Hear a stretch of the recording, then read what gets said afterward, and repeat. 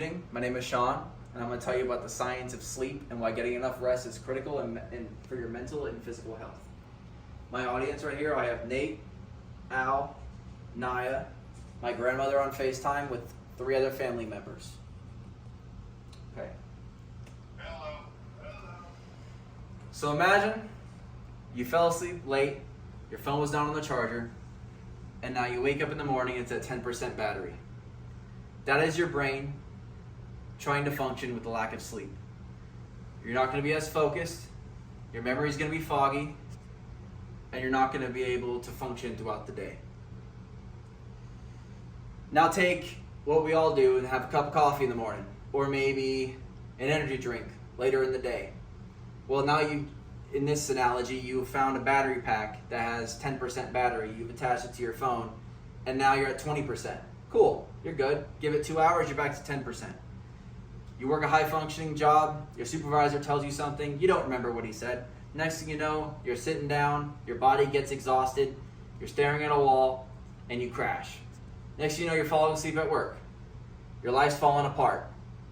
Sleep, and why it's important. So today, I'm going to cover what sleep is, what happens without it, and how to improve it. What is sleep? Sleep is an active brain and body process that functions on a 90-minute cycle throughout the night.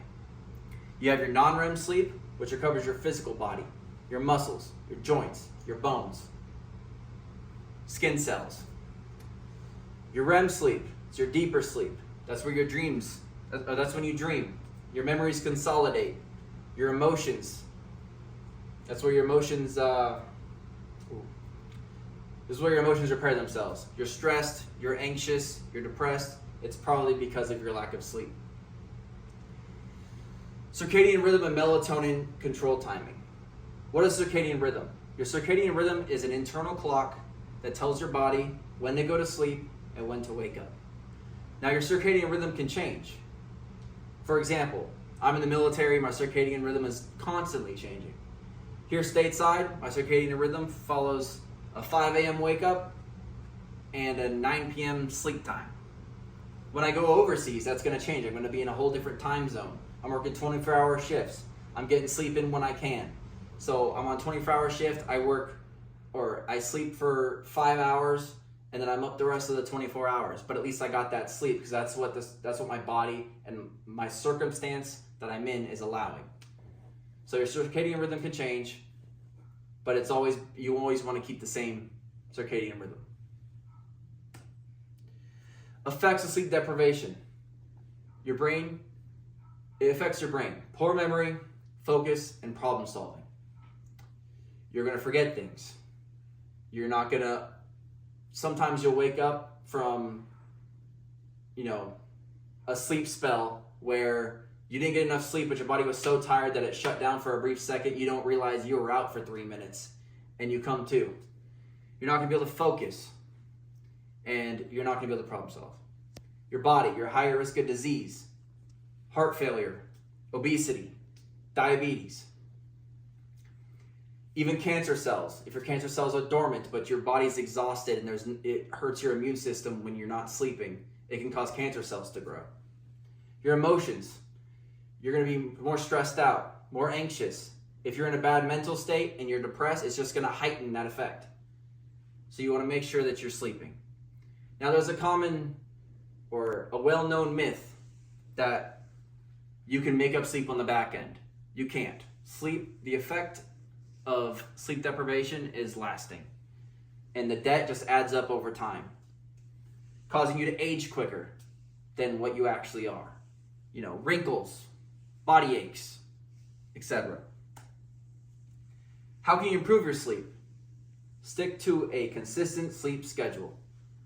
Go to sleep and wake up at the same time every day. Or at least try to. There's going to be outliers.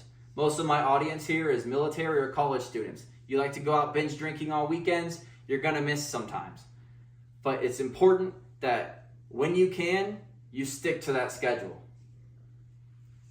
Avoid screens 30 to 60 minutes before bed. That red or blue light tells your brain it is daytime. I should be awake. Why am I in bed? That's also why whenever you're laying in bed, you should not, let me rephrase, you should not be laying in bed unless you intend to sleep, because now your body and your brain is going to associate that area with being awake, which is going to affect your sleep schedule down the line. Cut caffeine in the evening. The common misconception is that if you have an energy drink, you're going to be energized for 2-3 hours, and then you're going to crash and you're going to be able to sleep no problem. That is false. The effect of caffeine lasts up to 8 hours. Lastly, keep your room cool, dark, and quiet. Just a slight disturbance of light, sound, or temperature can affect your sleep. In conclusion, what did we talk about today? We talked about how sleep is a way for your brain and body to recharge. We talked about REM sleep and non-REM sleep, the repairing of your mind and body, and how it works in a 90-minute cycle throughout the night. We also talked about how a lack of sleep leads to mental, physical, and emotional harm. And if you take anything away from this, take this away. A better sleep equals a better you. Thank you.